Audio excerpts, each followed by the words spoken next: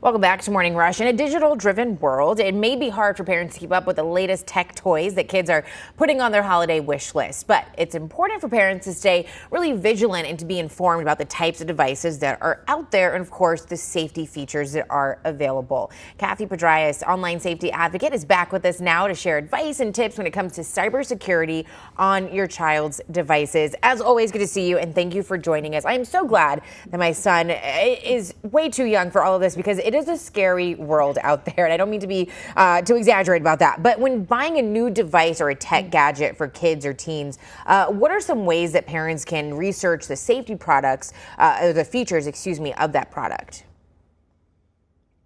Yeah. So the good news is that these are small things that you can do. It's literally a flip of a switch. Okay. So don't feel overwhelmed at all. One thing that I want to call out is asking apps not to track. This can be done on iPhone and this can be done on Android devices.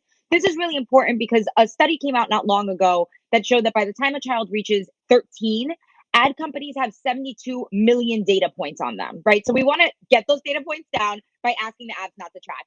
The other thing that's really important, and by the way, this applies to adults as well, is enabling two-factor authentication or multi-factor authentication. This can be on any application that you have, a banking app, a gaming app, a social media app. If you have one of those child debit cards, you want to make sure that those apps also have two-factor authentication. Make sure they're using strong passwords and not reusing them. I think a lot of times parents let the kids choose their own passwords. It's like the dog and their birthday, right? And that's not a strong password. So you want to make sure that you're on top of that.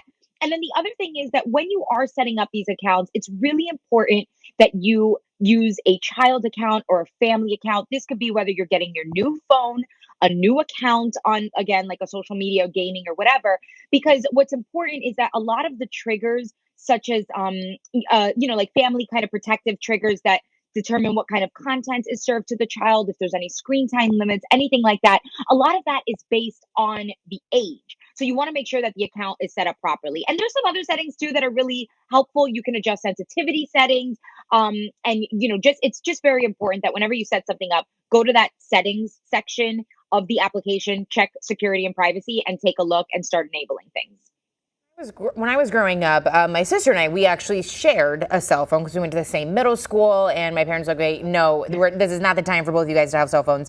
My youngest brother was in 5th grade, and he had his own iPhone. And I was like, hey, that's not really fair. But smartphones are really hot ticket items, right? For teens especially. I know that when you are a parent of a teen, you kind of play this fine line, right? Of, okay, I want to give my child freedom. I want them, to be able to access information and talk to friends and call me if needed, but also I want to keep them safe. So when it comes to smartphones in particular, should we look at when it comes to safety settings or features, and maybe having that conversation with our kids, our teens? Yeah. So one of the things is making sure that when you are setting up that account, for example, with the iPhone, I'm an iPhone user, so I know a little bit more about that one. Same. They have the family circle account, right? So you have your parent account and then you have the children account set up from there. Sometimes the mistake that parents make is that they will set it up as an adult account with an adult email address, from wherever. And then that doesn't allow the same kind of parental monitoring or safety features. So you want to make sure that, you are setting it up as a family circle account, or at the very least that you have the correct age and all of that information. The other thing is that when we are thinking about shopping for new devices, I mean, smartphones are pretty, they're pretty standard across the board, but there are some features out there or some guides out there that can help us shop for different kinds of toys. So the Mozilla Foundation, I'm a big fan of them.